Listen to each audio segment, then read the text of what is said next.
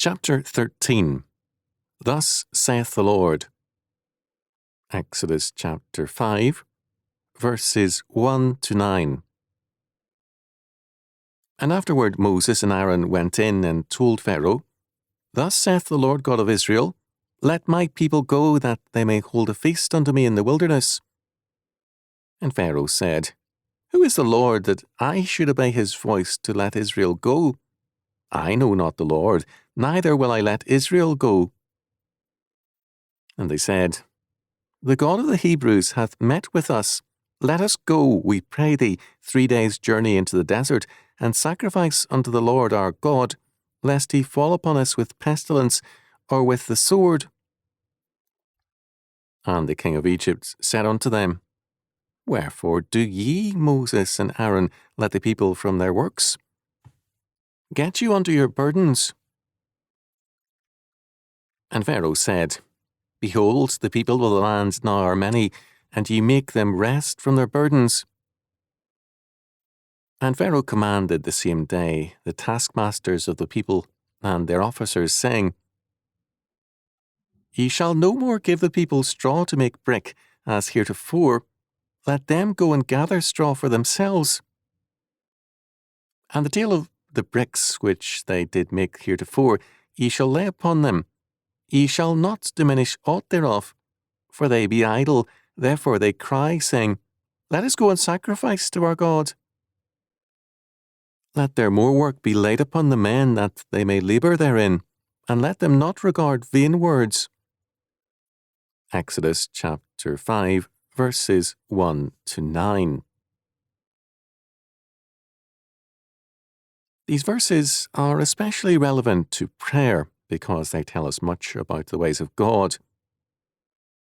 People too often pray for escape from confrontations and from moral divisions.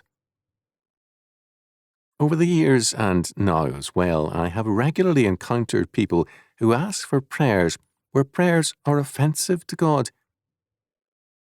My son or daughter, they will say, is on drugs, or is promiscuous, or is stealing from us. Pray that God save him or her and deliver them from this evil. Such prayers invite judgment on all who pray so. God requires us to exercise godly discipline and chastisement, not to abdicate our responsibilities and thus ask him to bail us out of our troubles. There's more. When we make a stand in the Lord, we must expect to pay a price. Men will resent it, they will oppose us, and they will treat us as enemies. Israel had prayed to God, had cried out to God for deliverance. They were now to learn that there were troubles attached to it. Slavery has its problems, but it does diminish the burden of responsibility. The request of Moses and Aaron was for a 3-day journey into the wilderness to offer sacrifices to God in order to re-establish Israel as a covenanted people. Because such sacrifices would be religiously offensive to Egyptians, it was necessary to distance themselves. Pharaoh's response was, first, to treat Moses and Aaron as labor agitators. Egypt in that era had experience with such men. Its method of dealing with labor unrest was to penalize the workers. The conditions of work and the work quotas were made more difficult in order to turn the workers against their organizers. We are told, for example, that there is also documentary evidence from an Egyptian papyrus in which a man who had to supervise or to construct a building says, I am not provided with anything. There are no men for making bricks, and there is no straw in the district. In this instance, the Israelites' workers had to provide the straw for the adobe bricks and also make more bricks than before. Verse 9. For Pharaoh to have ordered the arrest or execution of Aaron and Moses would have made them martyrs. By increasing the work of the Israelites and placing the blame for it on Aaron and Moses, Pharaoh counted on a reaction by the workers against the two men. This is exactly what happened. Second, Pharaoh treated with contempt the purported message from an unknown God. Who is the Lord that I should obey his voice? Verse 2. The God of a slave people was nothing to him. Even more, the claim of a subject and his God represented a religiously outrageous presumption, as Frankfurt pointed out so tellingly. The Egyptians judged pride more like the Greeks than the Hebrews.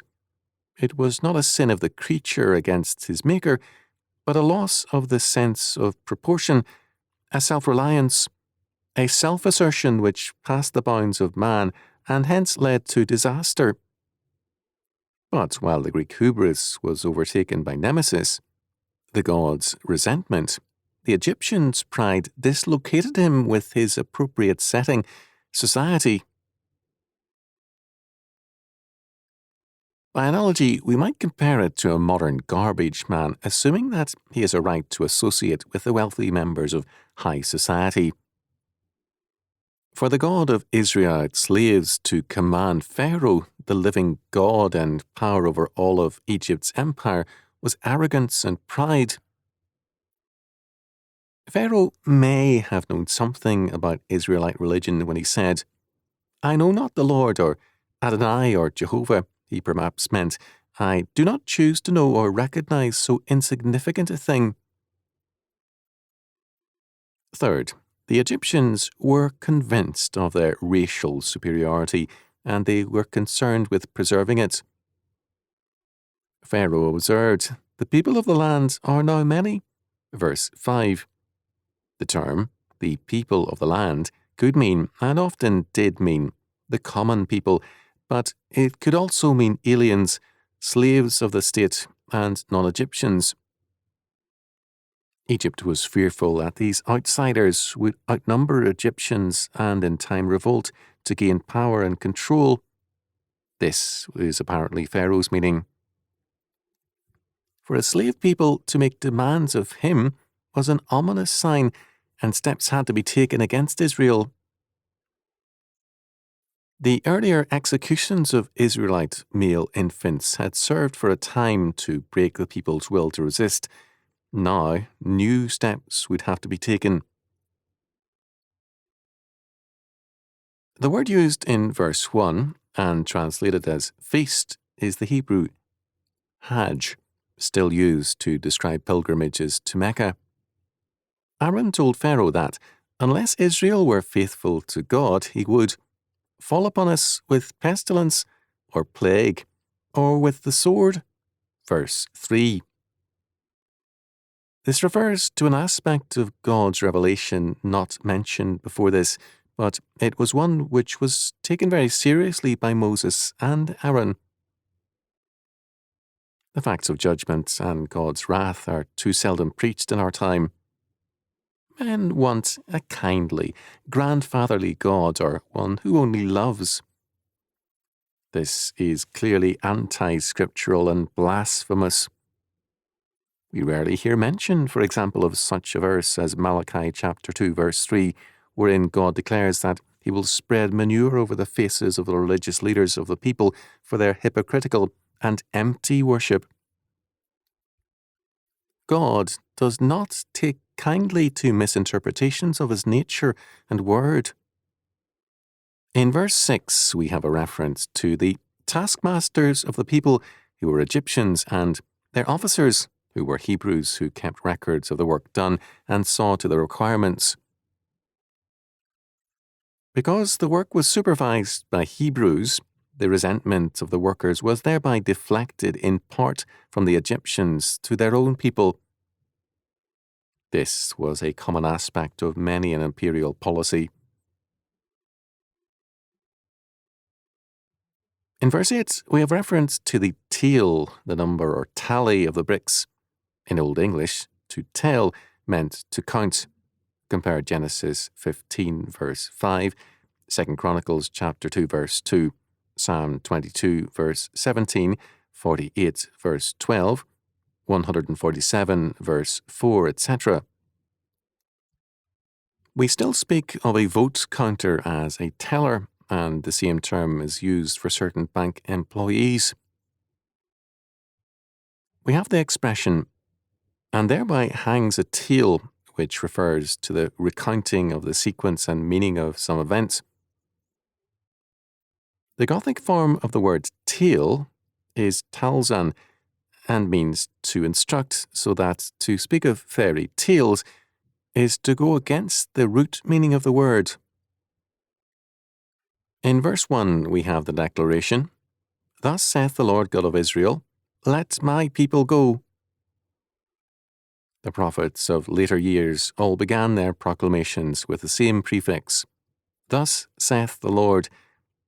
This is the premise of all life and faith, of all moral action, and hence the only true ground for any challenge to the powers that be. All human action must be founded on the assurance of God's infallible word as the authority for man's life and work. What follows is thus a contest between "Thus saith the Lord" and "Thus saith Pharaoh." In such a struggle, David's words as he faced Goliath are still true. "All this assembly shall know that the Lord saveth not with sword and spear, for the battle is the Lord's, and he will give you into our hands." 1 Samuel chapter 17, verse 47. Pharaoh spoke the word of command in contradiction to God, and it was Pharaoh who was broken. The pharaohs of all ages will be broken only by those who stand not on their word and will, but on the word of God.